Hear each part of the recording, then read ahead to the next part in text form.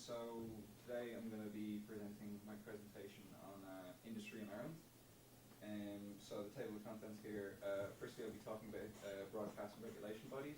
I'll be talking about ownership, public and private companies, looking at RTE and TV3, the benefits of working of both those companies, whether they recognise unions, pay, their breaks, holiday pay, sick pay, maternity/paternity leave, health and safety, and then standards of production. So first of all, broadcast and regulatory bodies in Ireland. The biggest one would be the BAI, which was set up in 2009, preceded by the Broadcasting Commission of Ireland. It's a state agency. It controls the codes and rules basically for broadcasting in Ireland, and they also provide funding as well. Another one as well is the Press Council of Ireland. It's the oversight of professional principles, embodies the code and practices as well. And then it's independent of government and media altogether. And then there's the press, the Office of the Press Ombudsman, which receives complaints from members of the public and makes decisions based on the codes of practices. And then the last one is the IFCO, which provides the public and parents with a system of classification that protects children, has regard for freedom of expression, and respects the values of the Irish society. So next I'll talk a little bit about ownership. So I have a couple of different companies here. So there's RTE, which is publicly owned.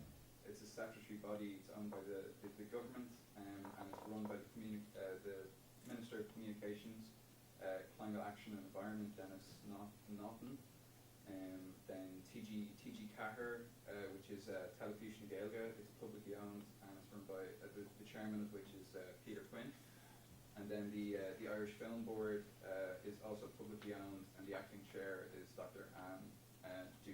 Annie Duna. And another thing that the Irish Film Board is that they also provide funding for other productions as well. And then on the private side, I have TV3 and 3E, and they're both pretty much owned by the same people. So it goes the TV3 group to Virgin Media, and then Virgin Media is owned by Liberty Global, and the CEO for Liberty Global is Michael Fries.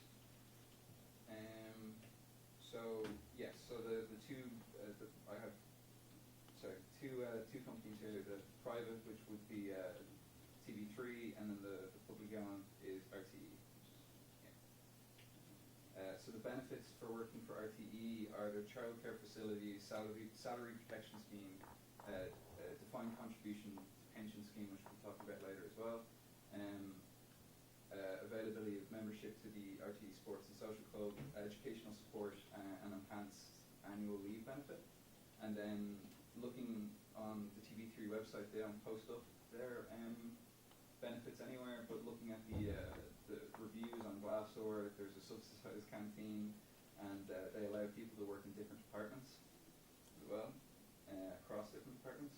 So with regard to union recognition, RTE are a publicly funded company, and as such are legally required to talk to unions, and TV3 are not required by law to talk to unions, and as far as I could find out, that they don't recognise unions.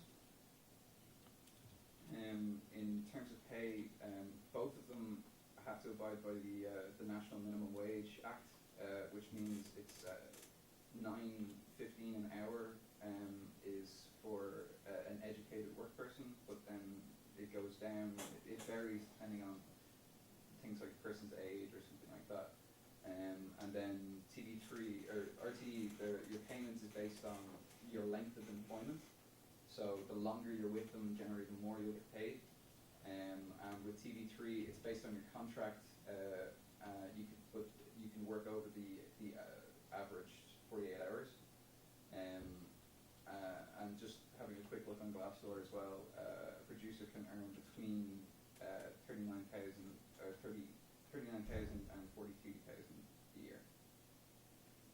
In terms of breaks in the workplace, you're entitled to a 15-minute break after 4.5 hours of work. If you're working for more than 6 hours, then you're required, you're entitled to, sorry, should I say, take a break of 30 minutes, which can be included in the first 15-minute break as well. There's no entitlement to be paid during these breaks, as they're not considered part of working time. And you are entitled to 11 consecutive hours in rest in any period of 24 hours. And so they can't overwork you. In addition, you should get 24 consecutive hours rest in any period of 7 days. So in terms of holiday pay for RTE, as far as I can find you, there's at least 20 days annual leave, and then as I was saying before, part of the benefits for working for RTE is the longer that you work there, the more I think you can get out of that. And then TV3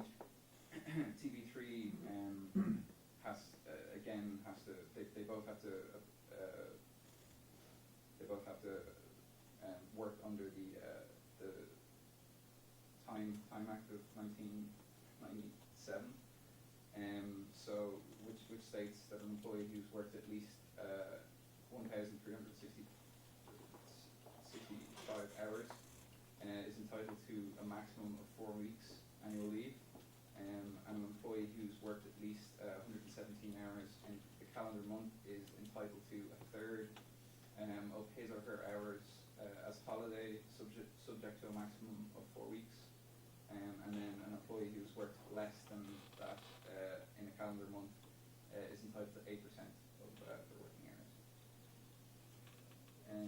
So in terms of sick leave and pay, RT have a maximum of 92 days of full pay on a rolling 1-year period, followed by a 91-day on half pay in a rolling year period, subject to a maximum of 183 days paid sick leave in a rolling year period.